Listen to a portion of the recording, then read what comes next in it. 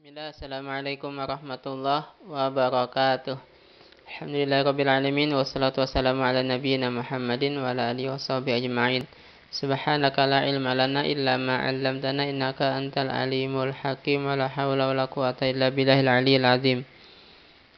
Sahabat yang dirahmati Allah, kita kembali membahas pada kesempatan kali ini bagaimana ketika kita membaca Al-Quran, dengan itu kemudian meningkatkan cinta kita, meningkatkan perasaan cinta dan sayang kita kepada kekasih kita Rasulullah SAW. Karena ini sebetulnya sebuah keniscayaan. Para ahli Al-Quran itu tentunya juga adalah para pencinta Nabi. Para ahli Al-Quran itu tentunya adalah mereka yang juga berpegang teguh dengan sunnah Rasulullah SAW. Para ahli Al-Quran itu tentunya mereka yang berkomitmen kuat dengan sunnah-sunnah Rasulullah SAW. Nah, maka kemudian dengan meningkatkan cinta ini, kita berharap akan ada interaksi yang lebih baik lagi dengan kekasih kita, baginda kita Rasulullah SAW ini. Kita sudah bahas 6 poin pada 2 sesi sebelumnya. Insya Allah kita masuk sekarang ke poin yang ke-7. Jadi saat kita membaca Al-Quran, kemudian dengan itu cinta kita kepada Rasulullah SAW akan meningkat. Nah, poin yang ke-7 ini adalah saat kita membaca Al-Quran, tentu kita akan teringat bagaimana perihnya, bagaimana dahsyatnya perjuangan Rasulullah SAW. Nah, sahabat yang dirahmati Allah, di dalam Al-Quran itu banyak sekali diceritakan bagaimana tantangan yang dihadapi Rasulullah SAW dalam dakwahnya.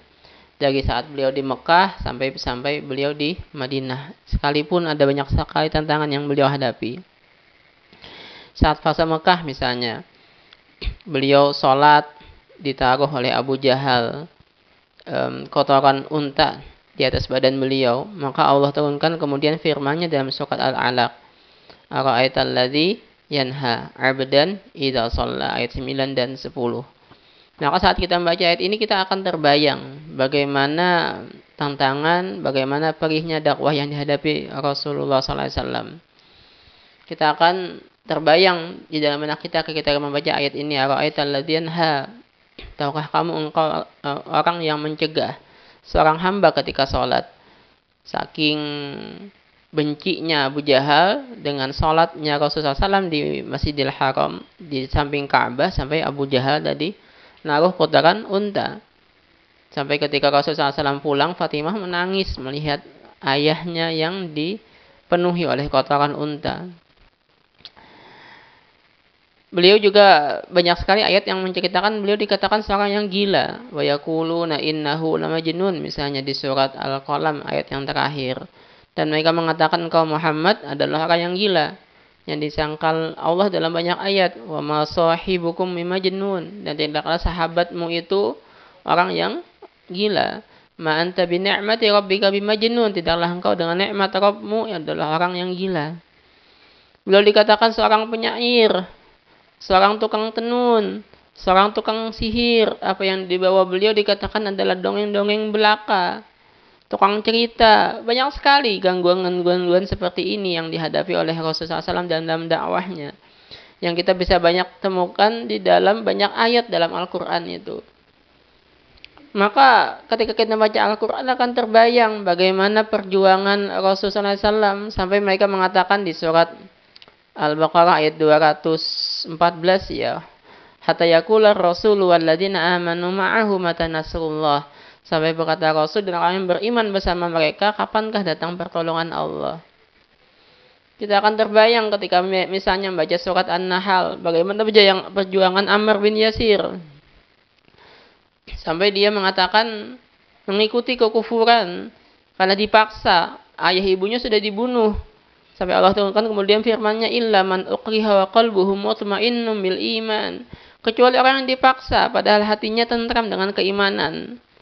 Banyak sekali ayat-ayat seperti ini sahabat, yang menceritakan bagaimana perihnya perjuangan Rasulullah SAW ketika di kota Mekah, yang sampai Allah katakan walaqad na'lamu annaka yadiku sadruka bima yaqulun, dan sungguh kami mengetahui bagaimana sempitnya hatimu dengan apa yang mereka katakan. Begitu luar biasa ejekan-ejekan yang disampaikan oleh penduduk Mekah di dalam surat Al-Hijr, seperti yang Allah katakan. Walaqad na'lamu annahu la yahzunuka alladhi yaquluna fa innahum la yukadzibunak. Allah tahu bagaimana engkau didustakan, bagaimana engkau disakiti. Maka saat membaca Al-Quran, bagaimana kita tidak akan menambah kecintaan kita kepada Rasulullah SAW. Sampai ketika beliau hijrah, sampai beliau berdiam di gua di dalam hijrahnya itu, Allah ceritakan juga, idhuma fil ghar, idh yaqulu li sahibihi la tahzan innallaha ma'ana, atau bait 40. Ketika mereka berdua di dalam gua, 2 hari 3 malam Rasulullah SAW menginap di gua Sur untuk menyebarkan Islam sampai ke negeri kita saat ini, sampai ke zaman kita saat ini.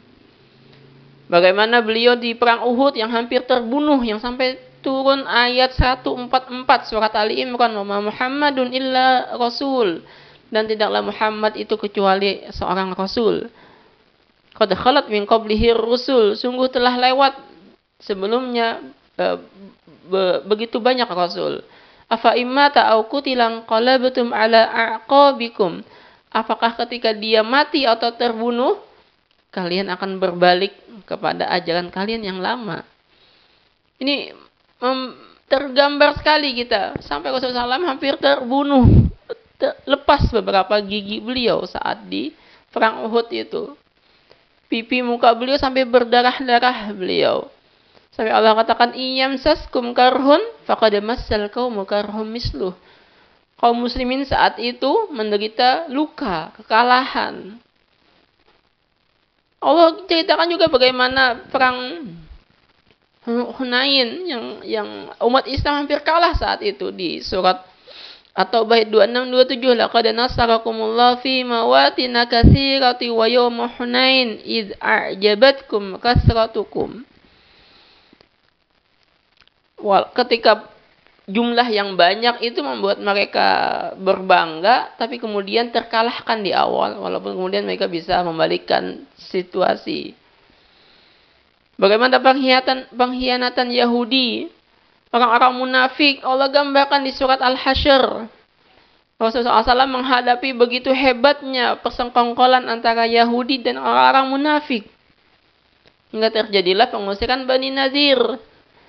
Bagaimana terjadi perjanjian Hudaybiyah di tahun ke-6 Hijriah, Allah ceritakan dalam surat Al-Fat, yang Rasulullah SAW dengan 1.400 orang sahabat ingin berhaji, ingin berumrah, tapi dihalang-halangi.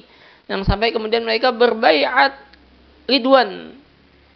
Yang Allah sampaikan bahwa Allah meridhoi semua yang berbaiat di saat itu. Maka pasti kita yang membaca Al-Quran, yang berusaha memahami dan berusaha meresapi isi Al-Quran, pasti akan menambah kecintaan kita. Kita akan paham sekali bagaimana beratnya perjuangan kekasih kita ini, bagaimana perihnya beliau memperjuangkan Islam, bagaimana beliau mengeluarkan segenap daya, tenaga, kekuatan beliau untuk menyampaikan Islam hingga sampai ke saat kita saat ini, ke zaman kita saat ini.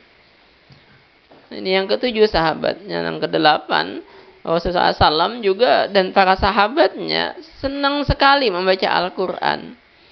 Beliau hobi sekali, doyan sekali membaca Al-Quran.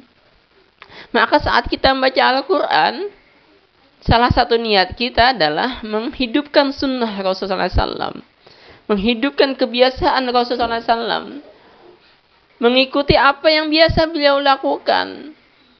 Maka saat kita membaca dari Al-Fatihah, Al-Baqarah, Ali Imran, An-Nisa, Al-Maidah sampai surat An-Nas, kita akan terbayang bagaimana bacaannya Rasulullah SAW, bagaimana Rasulullah SAW membaca Al-Quran, dan bagaimana beliau merutinkan membaca Al-Quran, apalagi kalau bisa kita membaca dalam sholat kita.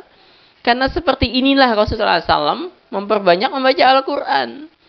Yang kita banyak dapatkan dalam hadis-hadis Rasulullah SAW itu memperlama sholatnya, terutama di sholat malamnya kan ya. Maka saat kita membaca Al-Quran, otomatis kita di situ menghidupkan sunnah, mengamalkan sunnah, mengikuti apa yang biasa dilakukan oleh kekasih kita ini. Nah, ini salah satu niat yang akan memperbesar pahala kita dalam ketika membaca Al-Quran. Ini yang ke-8 sahabat. Nah yang ke-9 Rasulullah SAW juga sangat menganjurkan sekali dan beliau sangat mencintai para pembaca Al-Quran. Beliau sangat menganjurkan umatnya untuk membaca Al-Quran. Beliau sangat menyuruh umatnya untuk membaca Al-Quran. Dan beliau pun sangat mencintai para pembaca Al-Quran ini. Banyak sekali hadis yang bisa kita sampaikan di sini.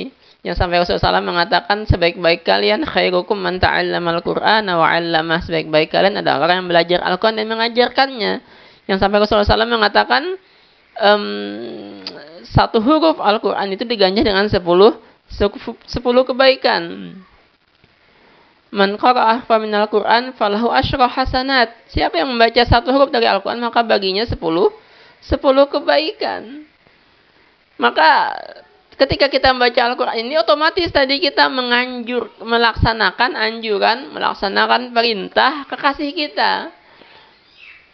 Maka begitu indahnya sahabat saat kita mengamalkan atau melaksanakan apa yang kekasih kita minta. Kita punya istri, kita punya anak, kita punya orang tua, ketika mereka menyuruh sesuatu dan kita melaksanakannya, Masya Allah, kita akan begitu puasnya, senangnya melihat ekspresi mereka yang senang melihat kita melaksanakan apa yang mereka minta. Saat anak kita minta diantar kemana, kemudian saat kita sudah antar, senangnya anak kita itu begitu bahagianya kita tentunya kan ya. Saat anak kita atau istri kita minta sesuatu, kita penuhi apa yang dia minta, ekspresi istri kita senang, dan itu juga akan membawa kebahagiaan ke dalam hati kita. Maka seperti itu juga lah saat kita membaca Al-Quran, maka saat itulah kekasih kita ini Rasulullah SAW itu akan tersenyum melihat kita membaca Al-Quran, senang melihat kita baca Quran. Maka insya Allah juga akan menambah kecintaan kita kepada beliau Sallallahu Alaihi Wasallam. Demikian sahabat yang dapat disampaikan, semoga bermanfaat. Subhanakallahumma bihamdik asyhadu an la ilaha illa anta astaghfiruka wa atubu ilaik. Wabillahi taufik wal hidayah. Assalamualaikum warahmatullahi wabarakatuh.